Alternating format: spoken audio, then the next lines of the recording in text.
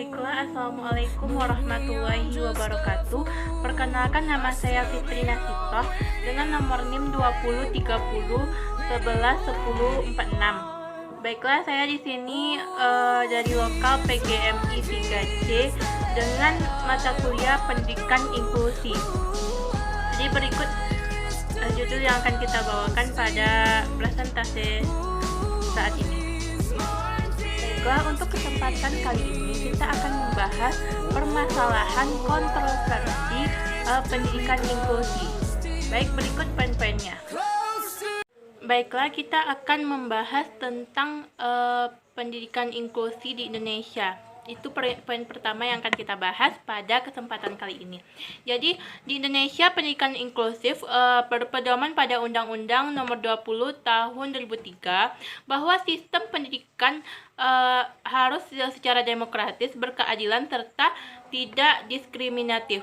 Sejak diberlakukan atau disahkan undang-undang tersebut, sudah sepatutnya sekolah-sekolah reguler mulai merintis menjadi sekolah inklusi. Pada pendidikan dasar, kehadiran pendidikan inklusi perlu mendapat perhatian lebih, karena pendidikan inklusi sebagai layanan pendidikan yang mengikut sertakan anak berkebutuhan khusus (ABK) belajar bersama anak normal non-ABK. Jadi maksudnya anak normal itu juga anak reguler. Usia sebayanya di kelas biasa terdekat dengan tempat tinggalnya.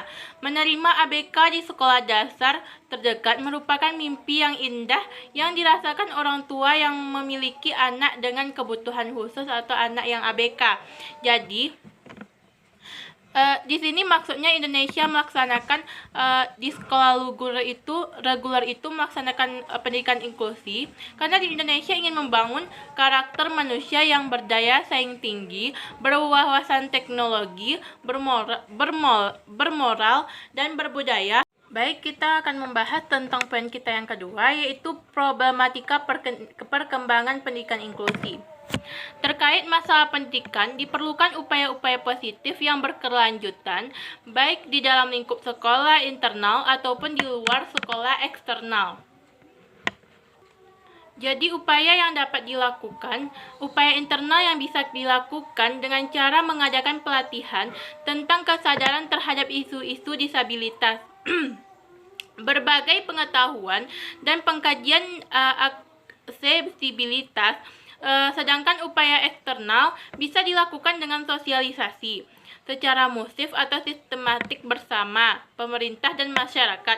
Membangun paradigma inklusi berarti juga memahami pandangan orang terhadap diri dan lingkungannya, di mana hal tersebut mencakup 3 unsur di dalamnya, yaitu pola pikir, kognitif, bersikap, memiliki empati, afektif, dan dalam bertingkah laku psikomotorik.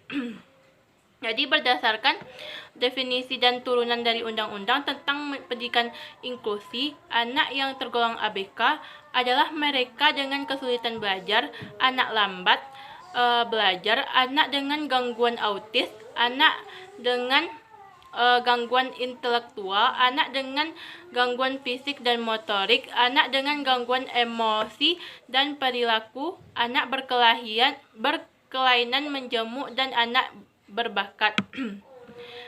Jadi lanjut. Dan pada prinsipnya, sekolah inklusi merupakan hasil perubahan yang dapat menguntungkan bagi anak yang berkebutuhan khusus. Kenapa demikian?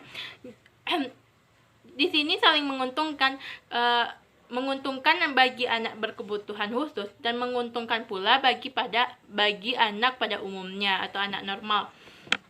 Prinsip paling mendasar dalam pendidikan inklusif ini adalah bagaimana agar peserta didik dapat belajar bersama, belajar menghargai dan menghormati kekurangan maupun kelebihan, mengenal bahwa di lingkungan kita dapat anak-anak mempunyai kelebihan dan kekurangan, baik fisik, intelijensi, dan sosial. Namun, di akhir ini banyak masalah muncul untuk kebijakan program pendidikan inklusif yang nyatanya belum siap secara utuh menjadi pendidikan inklusif. Di antaranya, Yang pertama, masih jarangnya sekolah yang mau menerima anak dengan hambatan baik fisik, intelijensi, emosi, dan sosial. Maksudnya masih banyak sekolah yang tidak menerima anak ABK atau anak yang berkebutuhan khusus. Dan yang kedua, beberapa sekolah telah memilih syarat menjadi sekolah inklusi masih subjektif dengan mementingkan beberapa aspek pandangan saja tanpa kesiapan menyeluruh. Jadi masih kayak ragu gitu untuk melaksanakan pendidikan inklusi ini atau tidak melaksanakan. Jadi selanjutnya, sangat kurangnya guru yang belajar berlatar belakangan S1 pendidikan khusus berkaitan dengan layanan pendidikan bagi ABK. Jadi jika kurangnya guru yang berlatar belakangan S1 itu menyebabkan anak kurang mengerti apa yang Ibu jelaskan. Maksudnya kemampuan guru tersebut juga upaya untuk bagaimana mengendalikan anak yang berkebutuhan khusus. Jadi selanjutnya kurangnya kesadaran masyarakat dengan adanya anggapan bahwa anak-anak yang berkebutuhan khusus bisa menular. Ini menjadi salah satu jurang pemisah antara anak ABK dengan anak normal. Jadi di pikiran masyarakat, kebanyakan di pikiran masyarakat itu kalau anak ABK itu dapat mengganggu proses pembelajaran. Padahal dengan bergabungnya antara anak normal dan anak ABK itu sangat-sangat tidak mempengaruhi pembelajaran anak normal, karena di situ ada potensi-potensi atau kelebihan atau kelebihan atau kekurangan itu saling melengkapi. Jadi jika potensi-potensi anak ABK dikeluarkan kepada anak normal, begitupun anak normal potensinya ditularkan juga kepada anak yang memiliki kebutuhan khusus. Jadi yang menjadi permasalahan, jadi jika anak berkebutuhan ini sudah dikategorikan berat, jadi emang harus dipindahkan ke sekolah SLB, karena di situ barulah mengganggu lambatnya proses dalam pembelajaran. Jadi kalau misalnya masih ringan, dalam kategori ringan itu masih bisa digabungkan dalam pendidikan inklusi. Lanjut. Jadi kita akan lanjut ke poin selanjutnya, yaitu mewujudkan pendidikan inklusi.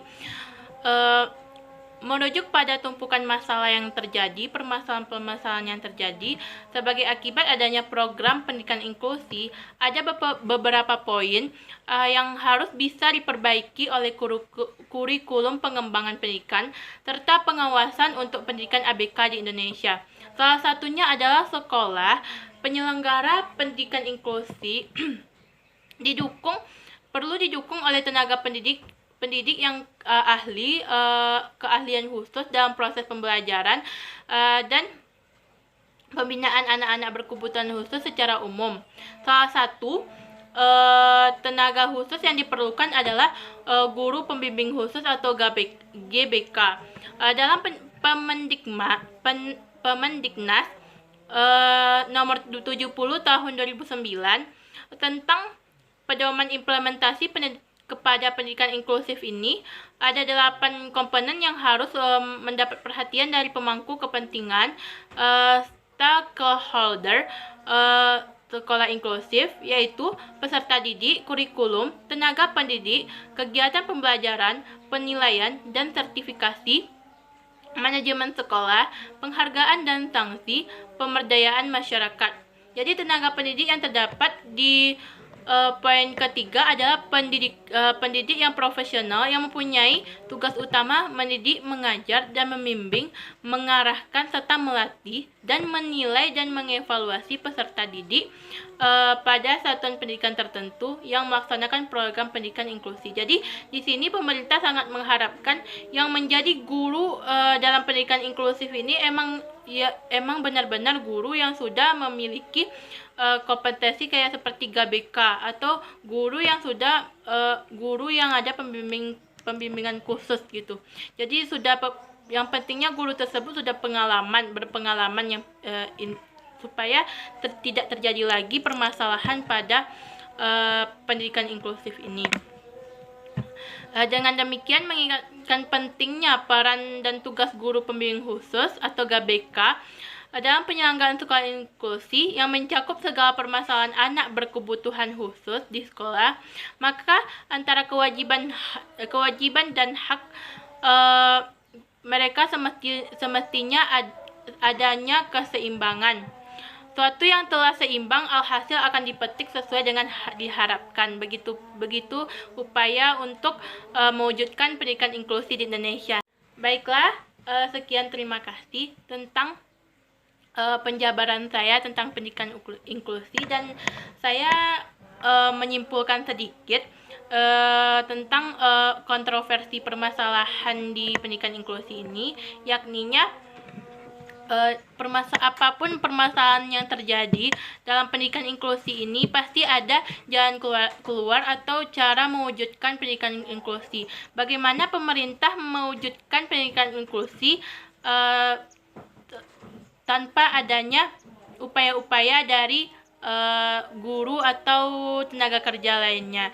Jadi sangat diharapkan pendidikan inklusi ini sangat diharapkan keadilan dan peradaban yang akan terwujud untuk pendidikan selanjutnya. Baiklah, sekian terima kasih. Wassalamualaikum warahmatullahi wabarakatuh.